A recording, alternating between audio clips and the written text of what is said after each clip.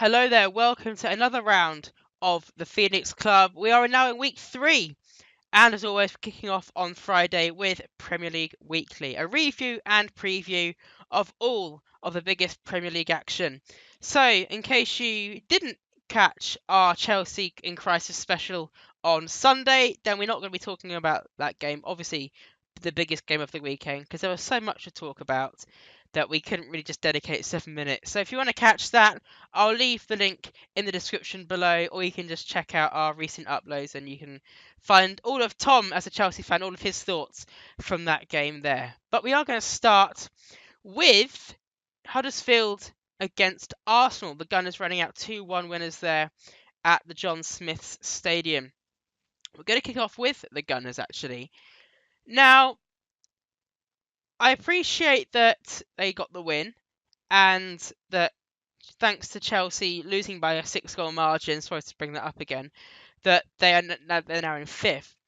But to my mind, I don't really see any incentive for players to join this Arsenal project. I mean, if we're talking about if players have got the choice to join a top 6 side in the summer, what's the attraction? What's the allure of Unai Emery and his Arsenal side? Because, all right, if you're an optimist, you might say they're only a point off the top 4, and there's still a possibility they'll qualify for the Champions League next season. But perhaps the more realists amongst us will say they might only be 1 point off United in 4th, but they were 8 points ahead of them. And so again, they're only really in 5th because Chelsea couldn't keep their defence together. So I guess we'll come back to the opening statement. Why would anyone want to sign for Arsenal at this moment in time? Okay, I think that, as you say, the top 4 is still very, very much on the line, and I don't think we can count Arsenal out of that race yet. I mean, they are winning games one would say they ought to be winning at the moment, and they're too close to 4th for people to say they're not good enough. Particularly now, given United have lost in Europe, it might start a chain of bad form. I agree. Well, to an extent, when you say why would players join this Arsenal project, I think the better question would be, do Arsenal have the financial muscle to fund big player signings anymore? Remember, Emery said they had no money in January. Kroenke is more interested in the LA Rams, who obviously lost the Super Bowl, so we may well be looking at strengthening them.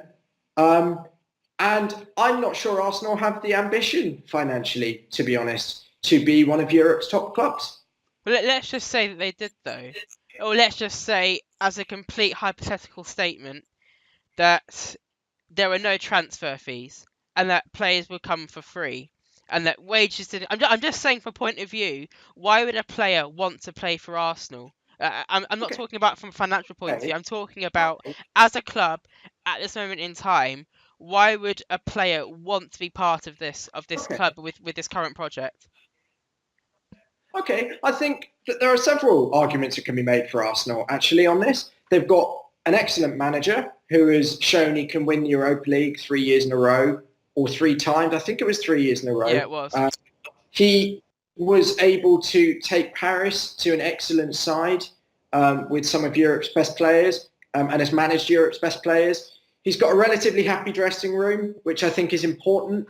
And I think he is trying to rebuild a team in the long run. So to say that there'd be no incentive is probably a bit harsh.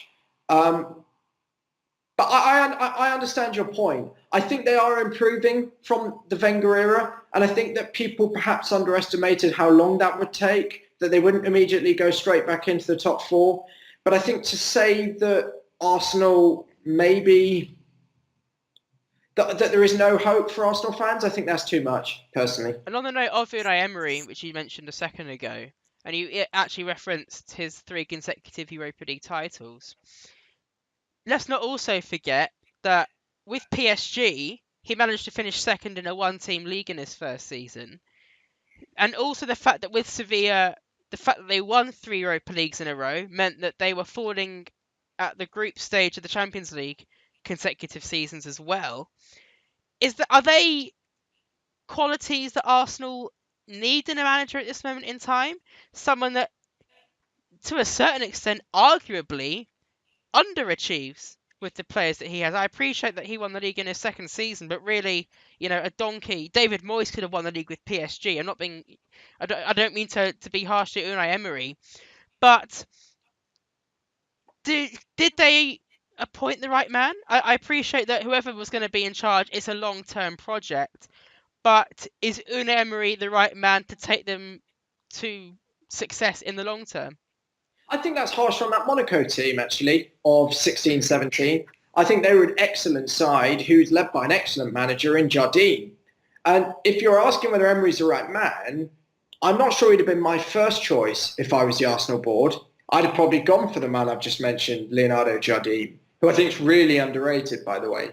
But to say he has no credentials and he's underachieved, and I understand why you're saying it, I think that's a bit harsh on him. I think Emery, he's a winner. And I think it's something that Maurizio Sarri could take a leaf from. Even in the year that Monaco did win the Liga, I believe Emery did win all the cups that season. Yes, you're right, yeah. But again, back to my previous point, PSG should be winning them with the money they've got behind them. That's my point. I think that people can't just brush away Unai Emery. I think he definitely has credentials there, basically. Okay, well, we're going to move on from, well, in my opinion, bashing Arsenal, you defending the Gunners, to their opponents, the losing opponents, Huddersfield, who currently sit bottom of the Premier League, 11 points from 26 games, 14 points from safety. Now, fortunately for them at this stage, they can't go down as the worst team, statistically, in Premier League history. Of course, that goes to the wonderful Derby County of 07-08. But where, in your opinion, do they rank amongst the worst teams in Premier League history? Well, I think this season has shown quite how remarkable David Wagner's achievement was last season in keeping them up. I wouldn't say they rank in the top 3 worst teams, actually, despite perhaps their points total being poor. I mean, you look at definitely that Derby side being the worst. I think Aston Villa, when they went down in 2016, were a shockingly poor side. And they're definitely, I think, Watford in 6-7. 6-7 definitely has to be there. Definitely Barnsley in the 90s. Yeah. I think they're not, just because they're doing less well this season, I think to go bashing them as the worst team in Prem history, or one of the worst, I think that's very, very harsh. Let's not also forget the Sunderland sides that hadn't had 3 managers in one season. Oh no! Howard Wilkinson? Yep. Mick McCarthy, and did they have someone in the middle of those two? I can't. No, I think Howard Wilkinson took over from Peter Reid, was it? Peter Reid, yep. Yeah, Peter Reid, Howard Wilkinson, Mick McCarthy. Anyway, enough about Huddersfield and Arsenal. Moving on to the Monday night's game, Wolves and Newcastle. 1-1 draw that was at Molineux. We're going to start with the home side. 12 points gained in the last 10 minutes of the game this season for Wolves, including the 90 plus 4 minute winner against the Magpies in December. Arguably also in the game of the season against Leicester after they conceded an 87th minute equaliser through Wes Morgan. They won it in the 93rd minute. And if the wins had been draws and the draws had been defeats, that have lost 9 points, or only, they lost 9 points from that total, that have dropped from 7th to 12th. How much credit do you give Nuno Espirito Santo for what he has achieved? They're in 7th at the moment, and I think that this top 6 is going to be extremely difficult to break into. So to use the phrase, to be the best of the rest, how much credit do you have to give him, and how remarkable an achievement is that they could find themselves in the Europa League next season? I think for him to finish in 7th would be a remarkable achievement for a promoted side. I think it has been when they qualified for the UEFA Cup.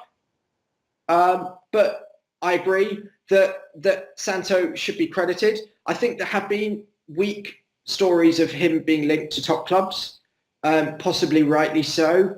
But I can't say I didn't expect it with the quality of players they had at the start of the season.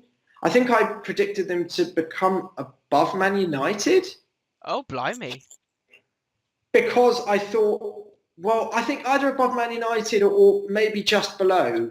But because of the quality of players in there, like Moutinho, Jota, Neves, Patricio. But yeah, I think the whole premise of a promoted side going straight into the Europa Cup, which they have a good shot at doing, is magnificent. Absolutely, and sticking with Wolves for a second, as I said a moment ago, they are, they're on course to be in the Europa League for next season.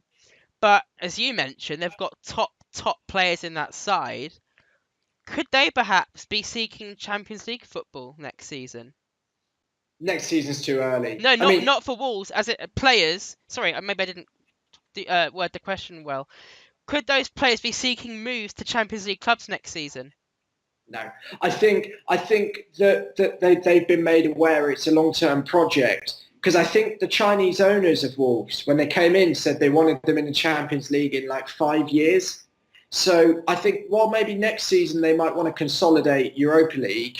I think the season after they're going to be really gunning for top four, actually, however like ludicrous that might sound. But I think there's definitely a chance of it if their current rise continues. But very quickly, if they end up breaking into the top six, who would be dropping out of the top six? Oh, I don't want to answer that. Is that because you think Chelsea? No, I know. No, I can't tell the future. I think that their goal will be, maybe not next year, but the year after, to definitely break in there. I know, but whenever it happens, we've still got this top six at the moment. So for them to be in it, someone, by nature has to drop out of it. So I just wondered who you thought that may be. But if we're not going to get an answer, we'll just move on to Newcastle then. Investment. It's investment, though. That's my answer. Investment. Okay, I've never heard of that team. Anyway, so Newcastle then currently sit in 16th. Rafa Benitez has not been shy of criticising the lack of funds that they've had, but even so, to be in 16th, some might say it's a poor return given that the top manager they've got, something they've actually done very well given the lack of investment. Do you see 16th place at this moment in time for Newcastle as an underachievement, maybe an overachievement, or perhaps where they should be?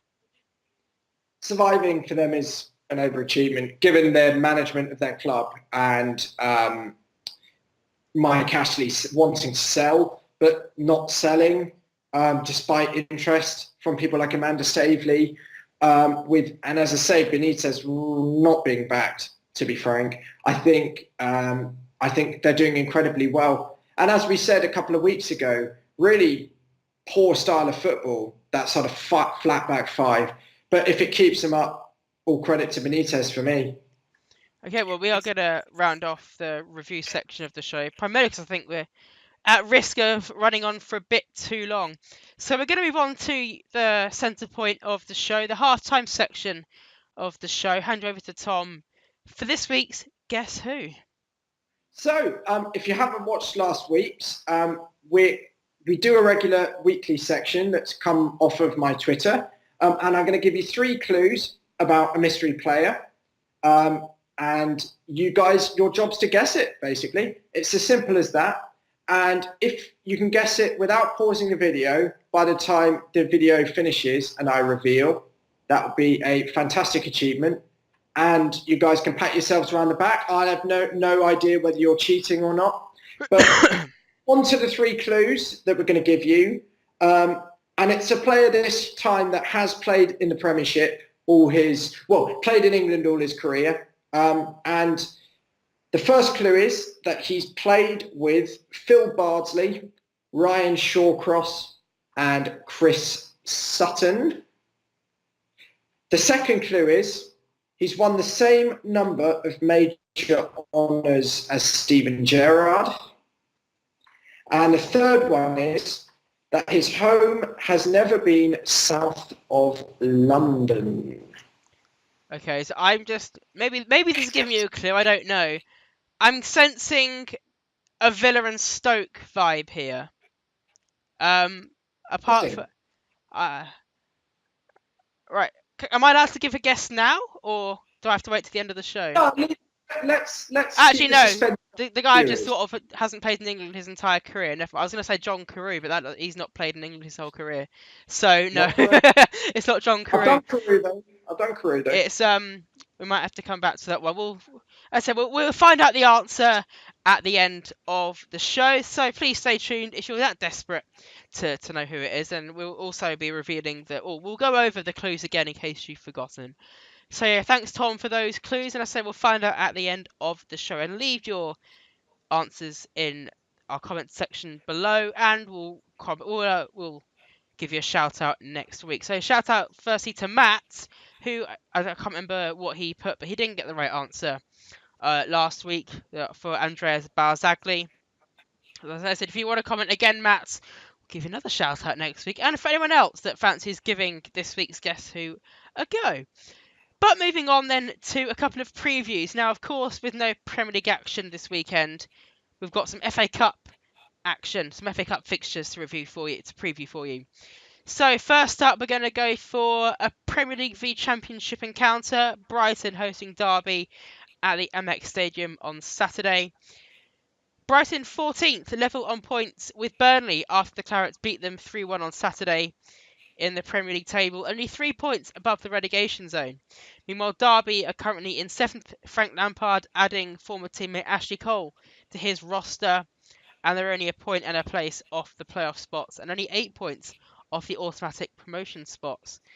So, Tom, how do you see this one turning out then? Do you think that Derby might do what they did in the League Cup and knock out a Premier League opposition? Or do you think that Brighton might prove to be too strong? Well, they've already knocked Southampton out. Oh, yeah, good point, yeah. So I think there's a good chance. There's a really good chance. I think this one could go either way, to be honest. It depends on how strong Brighton go for me. Chris Hughton, great manager, but he might just want to secure survival. I mean, that's a good point, actually. Even in terms of both clubs, really. And I don't want to be cynical, but do you think it might actually be quite good for both sides to lose? Because realistically, neither side's going to win the FA Cup. And for Derby, they'll want to focus on pushing for and put all their eggs into the playoff promotion basket. Brighton want to put all of their eggs into the survival basket. So could the FA Cup just be a bit of a distraction? No, I disagree, actually. I think there are only, in the next round, there'll only be 1 or 2 really top 6 clubs in there. One of Chelsea and United, and in all likelihood, Manchester City. So that's definitely something you've got to consider. Look, even Millwall made the final in 2004. Yeah, I don't think they were pushing for promotion, were they?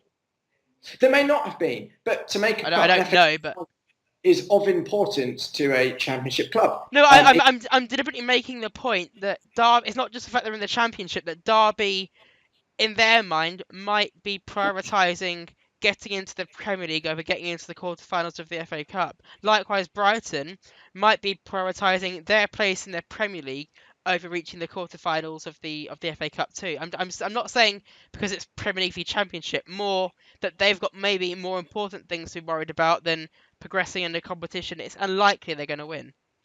Well, Lampard's a proven winner. I can't see Lampard as a player. Yeah, but I think that mentality carries through. I don't think he'll tank this game. I can't see it myself. Hughton, I think, is more likely to tank it, but I think in front of his home crowd, he won't want to tank it either. Okay, then. So I think we may have a bit of disagreement on here, but what are you going for score predictions? 1-1, Derby to win on penalties. Okay, I've gone for a Derby win 2 in normal time, 2-1 to the Rams. I just fancy them. I don't think much of Brighton, to be honest with you.